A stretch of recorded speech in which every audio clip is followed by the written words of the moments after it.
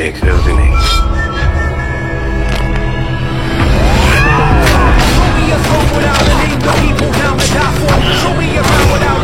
এক চামচ ভাত, খুব বেশি হলে 1.5 চামচ সবজি, তার সঙ্গে চিকেন, খাসির মাংস অথবা মাছ। এটাই তার রুটিন। জানেন এইভাবে খাবার খান সালমান খান, আর এটাও খান দিনে 2 বার। আসলে কি এটা বিশ্বাস করার মতো? আসলে এটা কতটুকু বিশ্বাস সেটারই কিছু তথ্য এখন জেনে নেই।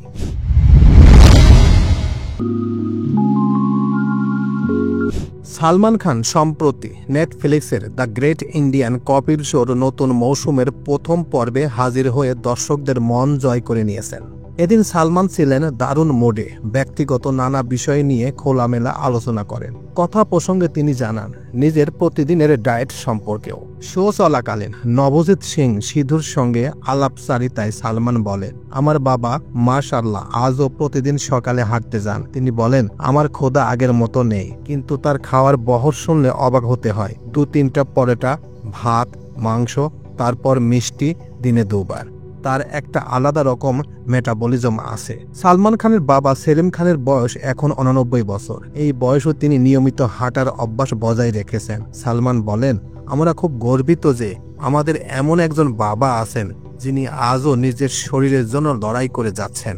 এরপর নিজের ডায়েট সম্পর্কে বলতে গিয়ে সালমান খান বলেন, আমি যাই খাই না কেন বেশি খাই না। ধরুন 1 চামচ ভাত, খুব বেশি হলে 1.5 চামচ সবজি, তার সঙ্গে চিকেন, খাসির মাংস অথবা মাছ। শুধু নিজের ডায়েট নয়, বলিউডে ফিটনেস সংস্কৃতি প্রসারেও নিজের ভূমিকা স্মরণ করেন সালমান। তিনি বলেন, আমি বলিউডে প্রথম দিককার অভিনেতাদের মধ্যে একজন যে কিনা জিম কালচারাল জনপ্রিয় করে তোলে। আজ যখন ধর্মেন্দ্র জির মতো কিংবদন্তি অভিনেতাদের এখনো ফিটনেস মেনে চলতে দেখি তখন ভালো লাগে। সালমান খানের শেষ মুক্তিপ্রাপ্ত ছবি সিকান্দার বক্স অফিসে তেমন সফলতা পায়নি। সালমান এখন ব্যস্ত অপূর্ব লাখিয়ার নতুন সিনেমার প্রস্তুতি নিয়ে।